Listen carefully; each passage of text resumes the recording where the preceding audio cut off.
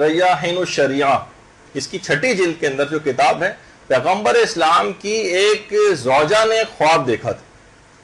وہ واقعہ اس کے اندر بیان ہوا۔ دیکھا انہوں نے کہ قیامت برپا ہو گئی، لیکن ایک عورت کی نیکیاں کوہ احد کے برابر ہے، کوہ احد سے بھی زیادہ بھاری۔ پوچھا انہوں نے، اچھا اس زمانے میں حج کے ایام چل رہے تھے، خوابی کے اندر انہوں نے پوچھا کہ یہ عورت کون ہے کہ جس کی نیکیاں کوہ احد کے برابر ہیں، بلکہ اس سے بھی زیادہ بھاری؟ کہا، خواب میں بتایا گیا کہ اس کا نام زافرہ ہے۔ زافرہ خواب سے بیدار ہوئی زوجہ رسول، ایام حج تو چل ہی رہے تھے، حاجیوں میں باقاعدہ اعلان کروایا گیا کہ زافرہ نام کی کوئی عورت موجود ہے۔ مجمع میں سے ایک عورت نکل کے آئی، کہا کہ میرا نام جو ہے، میرا ہی نام زافرہ ہے۔ پیغمبر کی زوجہ نے فرمایا کہ جب حج سے فارغ ہو جاؤ تو تم مجھ سے آ کر ملو۔ اس عورت نے جب سارے اعمال حج انجام دے دیے تو بعد میں ان سے آ کر ملی اور کہا کہ میں ہی زافرہ ہوں جو کہ ربیہ انصاری کی بیٹی ہوں۔ زوجہ پیغمبر نے کہا کہ میں نے خواب میں اس طرح سے دیکھا ہے کہ تمہارے اعمال کوہ احد سے بھی زیادہ بھاری ہیں، تم آخر کون سے اعمال انجام دیتی،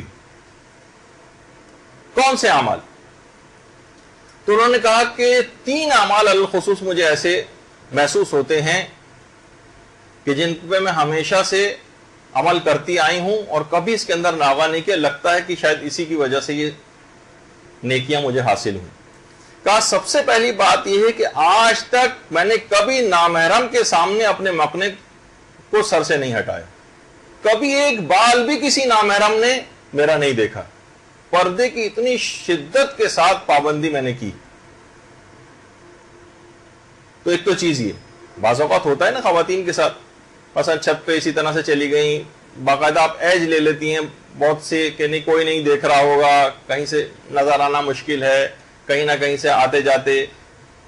کوئی رشتہ دار آ گیا، کبھی بغیر موزے کے اس کے سامنے چلی گئیں کہ نہیں اس کی نگاہ نہیں پڑے گی، کچھ نہ کچھ ایسی چیزیں کسی نہ کسی کی نگاہ اکثر و بیشتر پڑ ہی جاتی ہے اور پردے کی کچھ مخالفت ہو جاتی ہے۔ انہوں نے کہا نہیں، آج تک کبھی ایسا نہیں ہوا کہ پردے کی ذرا سی بھی میں نے کبھی مخالفت کی۔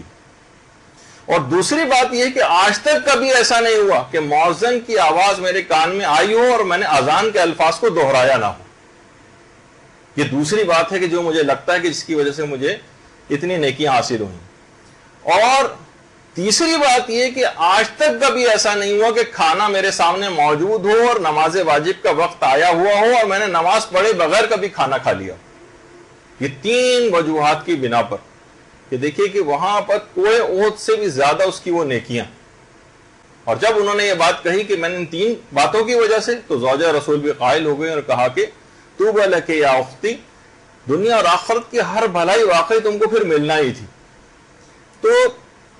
پہلی بات تو یہ ہے کہ ہر صورت میں اپنے پردے کی حفاظت کریں، چاہے شادی بیاہ کی کوئی تقریب آ جائے، چاہے کوئی اور تقریب آ جائے، کبھی لاپرواہی میں کبھی بھی اس بات کو، کبھی مخالفت، ایسا موقع نہ آ جائے کہ مخالفت آپ سے ہو جائے۔ تھوڑی سی زحمت بعض اوقات ہوتی ہے، بعض اوقات موزے بار بار چڑھانے پڑ رہے ہیں، کوئی نہ کوئی ایسی چیز ہو رہی ہے، لیکن بہرحال اس زحمت کو برداشت کر لیں عظیم ثواب اور فائدوں کے لیے۔